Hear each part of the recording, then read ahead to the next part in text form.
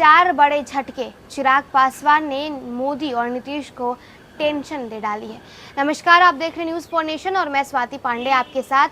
देश में नई सरकार बनने के बाद, एनडीए की सरकार बनने के बाद और एक बार फिर से प्रधानमंत्री के पद पर नरेंद्र मोदी के बैठने के बाद चिराग पासवान ने एनडीए को लगातार झटके देते जा रहे हैं। चिराग पासवान ने करीब 2.5 महीने में 4 बड़े झटके दे डाले हैं और ये झटके आखिर हैं क्या, जिससे केंद्र की बीजेपी सरकार और बिहार की नीतीश सरकार डर चुकी है, टेंशन में आ चुकी है। में एनडीए सरकार के तीसरे कार्यकाल को अभी 2.5 महीने ही नहीं हुए, मगर खुद को प्रधानमंत्री पद का हनुमान बताने वाले केंद्रीय मंत्री चिराग पासवान सरकार को झटके पर झटके देते जा रहे हैं।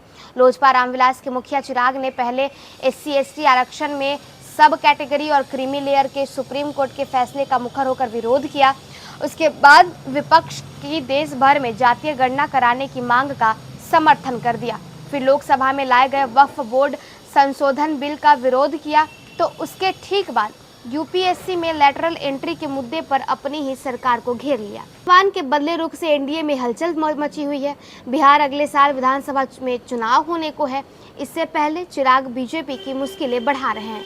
इसे लेकर सियासी गलियारों में तरह तरह की चर्चाएं भी होने लगी है।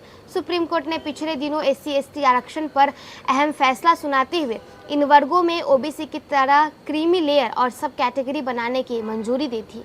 चिराग की पार्टी लोजपा रामविलास ने उसी दिन बयान जारी कर दिया। शीर्ष अदालत के इस फैसले का विरोध किया था। इसके बाद पार्टी अध्यक्ष चिराग पासवान ने भी कहा कि दलितों को आरक्षण छुआछूत के आधार पर मिला हुआ है। ऐसे में इसमें सब कैटेगरी और क्रीमी लेयर का सवाल ही नहीं उठता है। बीते 22 अगस्त को विपक्ष द्वारा इस मुद्दे पर बुलाए गए भारत बंद का भी चिराग की पार्टी ने समर्थन किया था। वहीं बीजेपी के अन्य सहयोगी दलों ने इस मामले पर चुप्पी साध रखी है। तो SC/ST आरक्षण में सब कोटा के मुद्दे पर चिराग पासवान की अपने कैबिनेट सहयोगी जीतन राम मांझी से भी जुबानी जंग हुई। हिंदुस्तान आवाम मोर्चा के मुखिया मांझी ने सुप्रीम कोर्ट के फैसले का खुलकर समर्थन किया। साथ ही उन्हें चिराग की ओर इशारा करते हुए कहा कि गिनी चुनी दलित जातियां ही SC आरक्षण का फायदा उठाती रही हैं, जबकि कई वंचित जातियों के लोग अभी भी बुरी अवस्था में हैं। इसलिए इस वर्ग में सब कैटेगरी और क्रीमी लेयर की जरूरत है। उसके इतना ही नहीं, चिराग पासवान ने वक्फ बोर्ड संशोधन बिल का भी विरोध कर दिया। साथ ही साथ यूपीएससी में लैटरल एंट्री का भी विरोध जताया। जातिगत जनगणना के समर्थन में चिराग पासवान खड़े हो गए विपक्षी नेताओं के साथ। और अब इन सब के बाद चाचा पशुपति पारस वो भी एक्टिव होते हुए नजर आ रहे हैं।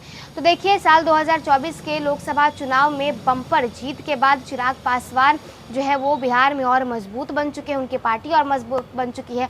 और अब ऐसे में 2025 बिहार विधानसभा चुनाव के पहले लगातार बीजेपी को और साथ ही साथ बिहार के मुख्यमंत्री नीतीश कुमार को टेंशन देते जा रहे हैं चिराग पासवान। और ऐसे में भले ही एनडीए में है चिराग पासवान, लेकिन एनडीए के तमाम फैसलों का विरोध कर रहे हैं।